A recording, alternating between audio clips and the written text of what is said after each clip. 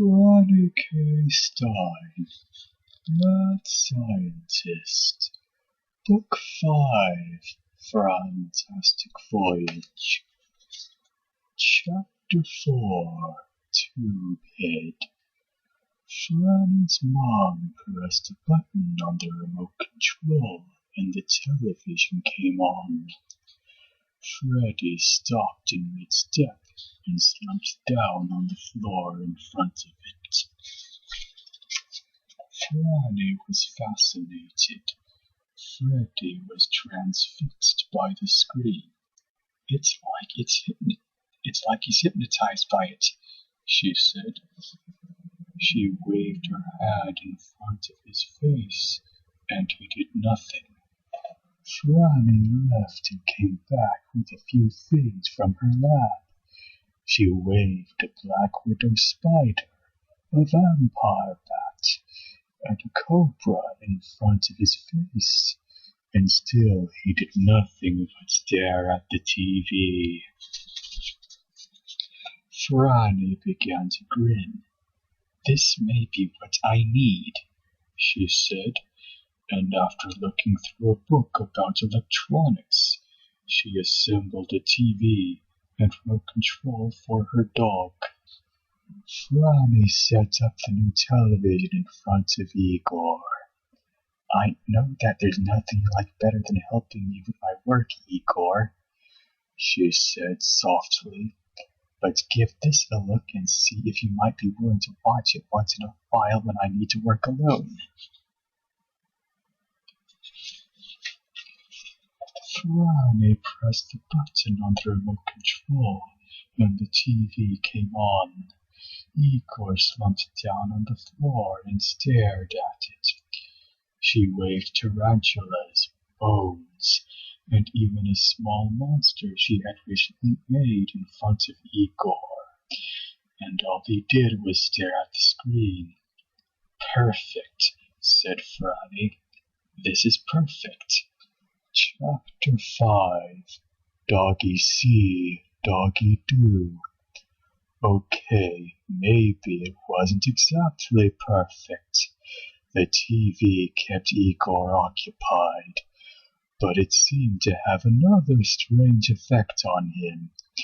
If he saw a commercial for bubble gum, he'd start chewing some right away. If he saw a show about boats, he'd pretend to be a sailor. If he saw a movie about a king, he'd start behaving like one. He wanted all the things he saw on TV, even if he had no idea why he would ever want them. Once he saw a commercial for soda 15 times in the same day, and he drank so much that his burps kept Franny and everything else in the lab awake all night. Franny knew that the TV was the real problem, but it kept Igor out of the way, so she decided to just make a no burping rule and let him keep watching it. At least she'd let him watch it until she completed the Doomsday device. Chapter 6, Happy Doomsday to You. Over the last year or so, Franny had begun to realize that the things in her lab could do terrible things if they ever fell into the wrong hands. She worried about some evil secret government department stealing her permanent wave machine and threatening everybody on Earth with incredibly dumb-looking hairdos. Or what if a cruel alien life form got a hold of her design for the Piranha Trike? Piranha could overrun the world in no time. And she imagined that an evil mad scientist could discover her plans for remote control underpants. With this technology, he could give the entire world a gigantic mass wedgie. So, in order to protect humanity from these and countless other creations, she completed her work on the Doomsday device. Even though it was not much bigger than a gumball, it was probably the single most powerful explosive ever created. If it ever looked like her technology was about to fall into the wrong hands, Franny could set the timer on the device and blow up her lab, protecting the world from all of her inventions. What would be left of the world anyway? Chapter 7. That's a little tough to swallow. Franny had put in a long day completing the Doomsday device, and she was sleeping very soundly, dreaming the kind of dream that mad scientists always seem to dream. Suddenly, Igor, who was in a terrible panic about something, shook Franny awake.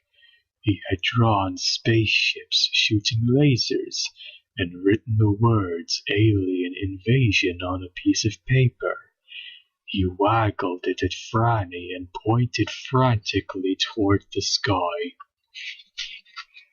Franny, still groggy, staggered to her feet and stumbled to the special safe where she kept the Doomsday device.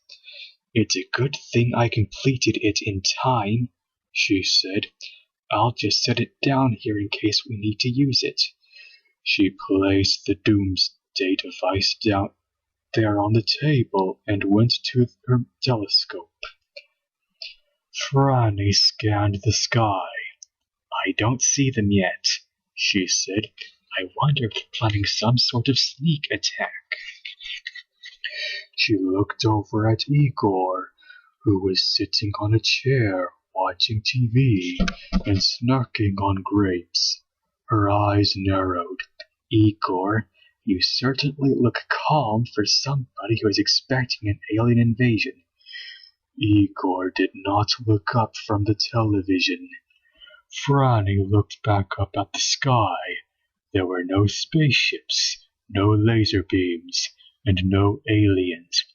"Igor, where exactly did you see the aliens coming to invade the Earth?" Igor pointed at the TV. It was a movie about aliens invading Earth.